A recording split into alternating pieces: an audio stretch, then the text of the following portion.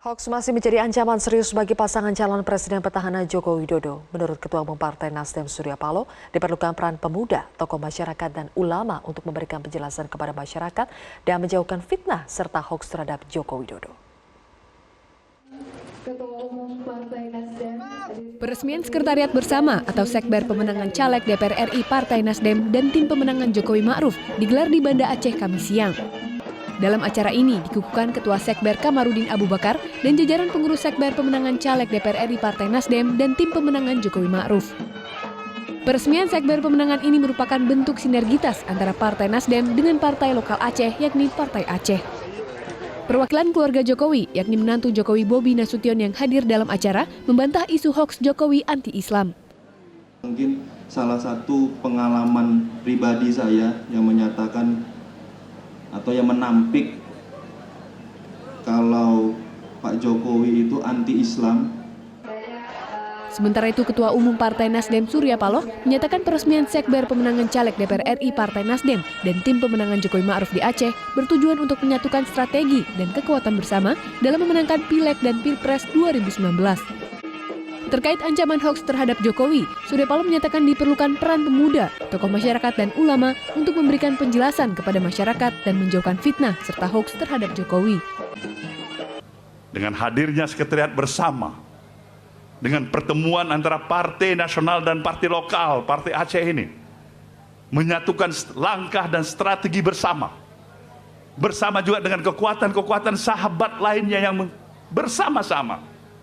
Baik itu tim daerah kampanye nasional Jokowi yang ada di Aceh. Baik itu partai-partai koalisi pendukung lainnya yang mendukung Jokowi dan Ma'ruf Amin yang ada di Aceh. Terlebih-lebih lagi, doa yang dipanjatkan oleh para abu-abu, para ulama. Diniatkan sungguh-sungguh.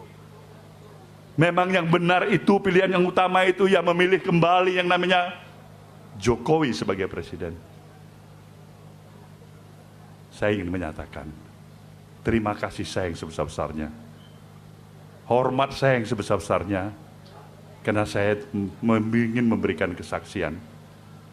Kalau yang memberikan kesaksian tadi barangkali ada hubungan keluarga langsung sebagai menantunya Pak Jokowi, bisa saja dikatakan itu ada unsur subjektivitas. Bisa juga saya ada unsur subjektivitas. Tapi saya ingin menyatakan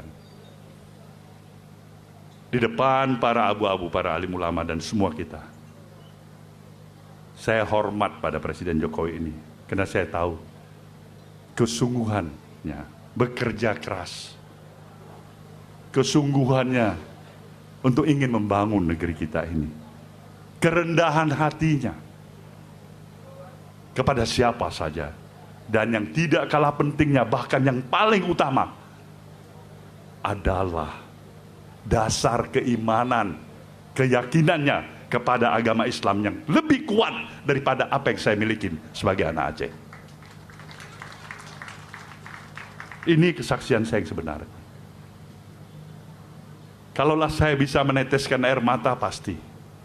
Karena saya tidak bisa terima fitnah satu yang menyatakan dia anti-Islam. Ini saya nggak bisa terima. Dia dibilang komunis. Sudah dijelaskan berapa kali, waktu kehadiran komunis usia pun masih balita. Umur baru 5 tahun. Dia jauh lebih muda dari saya. Jadi penjelasan ini memang baru akhir-akhir ini kita berikan sebagai counter. Inilah satu kesalahan yang mulia. Kesalahan itu jelas kita harus akuin. Dari barisan pendukung Jokowi harus bisa mengakuin ada kesalahan yang kita lakukan. Yaitu kita tidak terlalu terlambat, tidak harusnya lebih cepat melakukan counter atas isu-isu dan propaganda yang negatif ini. Kita terlalu percaya bahwa saya masih ada lubuk hati, nurani, kesadaran yang terbangkitkan untuk mengetahui mana yang salah itu adalah salah, mana yang benar itu adalah yang benar. Tapi di zaman sekarang ini, itu tidak cukup.